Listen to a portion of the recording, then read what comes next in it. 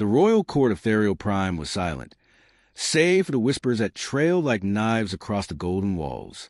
The princess sat upon her elevated chair, her posture regal, her long violet hair flowing down her back. To anyone looking from afar, she was a very image of alien nobility, beautiful, untouchable, born to rule. But everyone in the chamber knew the truth. She was broken. Her legs, crippled since birth, could not bear her weight. She had to be carried to ceremonies or moved by a hovering chair. To the proud and warrior-driven Therial race, a princess unable to stand on her own 2 feet was a disgrace, a blemish on the royal bloodline. Suitors from across the galaxy had once lined up for her hand, hoping to secure the alliance of her father, Emperor Archathor. But as word spread of her condition, one by one they found excuses. Some declined politely. Others laughed outright. A few even suggested sending her away, hidden from the public eye. And so the hall was empty, except for the single human man standing before the throne. He was not richly dressed, nor did he with the ceremonial armor of Therial's noble houses. He stood tall, in simple black attire, his gaze steady and without mockery. "My name is Daniel Cross," he said. His voice carried through the silence, calm but resolute. "And I've come to ask for the hand of Princess Elira." Gasps rippled through the court. Whispers turned to incredulous laughter. "A human?" one alien noble sneered. "A creature of a backwater world dare speak of union with our bloodline? Have you no shame, off-worlder?" Another growled. "You stand where the greatest warriors of the galaxy stood, and you think yourself worthy?" But Daniel did not waver. His eyes never left the princess. Elira herself blinked in surprise. No one had spoken to her so directly before, not without pity, disgust, or political calculation.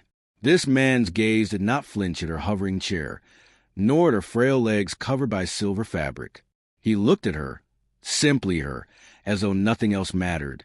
The Emperor's voice rumbled, silencing the nobles. "Human," he said, his tone heavy with both curiosity and suspicion. "Do you understand what you ask? Do you realize what it means to bind yourself to one such as her? She cannot give you the glory of battle. She cannot stand at your side. She is the most courageous person in this room."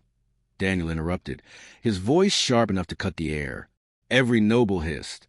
To interrupt the Emperor was unthinkable. But the human continued, unshaken.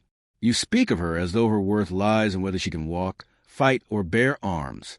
Yet none of you have considered the strength it takes to live in a world that treats her as less, to hold her head high while others mock and turn away. That is a warrior's strength, greater than any sword or armor." The princess's breath caught in her throat. No one had ever said such words about her. The Emperor narrowed his eyes. "Bold words. But words are wind. Do you have proof of your worth, human? Why should I not throw you from these halls for insolence?" Daniel stepped forward, his hand resting over his heart. "Because I ask not for a throne, not for wealth, nor power, only for her. I see her as she is, not as you define her.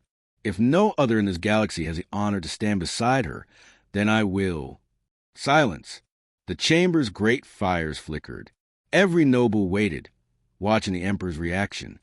Elira felt her hands trembling. She had long since buried her hope of marriage, of love, of being chosen for anything other than pity. Yet here stood a man who saw her, not her weakness, not her disability, but her. The Emperor finally spoke. "Very well. If you mean what you say, then you must prove it. A trial." Daniel's jaw set. "Name it." A murmur rose through the nobles. The Emperor raised a massive hand, his sharp eyes locking on the human. "You will walk the path of ordeal, alone, through the caverns of fire beneath our world's crust. If you survive, your words will be honored." Gasps filled the court again. The path of ordeal was a death sentence. Even seasoned warriors of Therial rarely emerged alive. To send a fragile human was madness. But Daniel did not hesitate. "I accept." The journey was brutal. The caverns roared with molten rivers and searing winds. The ground quaked beneath his boots, and monstrous beasts lurked in the shadows. But Daniel pressed forward, not for power, not for glory, but for her. Every step, every wound, Every burning breath was fueled by the memory of her eyes, her quiet strength, her loneliness that deserved to end. Days later, battered, scarred, and barely standing, he emerged in the caverns carrying the glowing crystal heart that marked completion of the ordeal. He fell to his knees before the throne, dropping the crystal at the emperor's feet. "I told you," he rasped, blood on his lips but fire in his eyes. "I meant every word." The nobles were struck silent. None could deny his resolve. The emperor stared long at the broken man before him, then slowly rose to his feet. "You are either the greatest fool I have ever seen or the greatest man. Perhaps both." He turned to his daughter. "Selira, this human has done what none of our kind would. The choice is yours." All eyes turned to her. For the first time, the decision was hers. Not her father's, not the nobles', not the expectations of a cruel society. Her voice trembled, but grew stronger with each word. "Then I choose him." A hush fell over the court. Then, in a voice that rang with finality, she added, "Because he chose me when no one else would."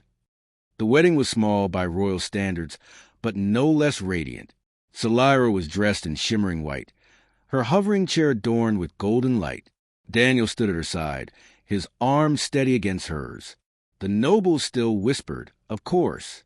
Some called it a scandal, others a tragedy.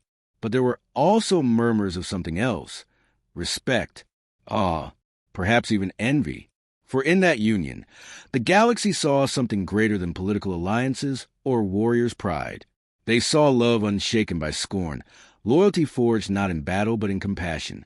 And as Daniel leaned down, pressing his forehead against hers in the ethereal tradition of eternal bond, Selira whispered the words that had burned in her heart since the moment he first looked at her without pity.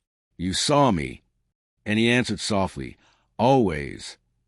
In the years that followed, their story spread across worlds. Tales of the human who married the disabled princess became a legend, a beacon of what it meant to truly see another's worth. And though they faced countless trials ahead, the galaxy could no longer deny it. Sometimes, the strongest warrior is the one who chooses love,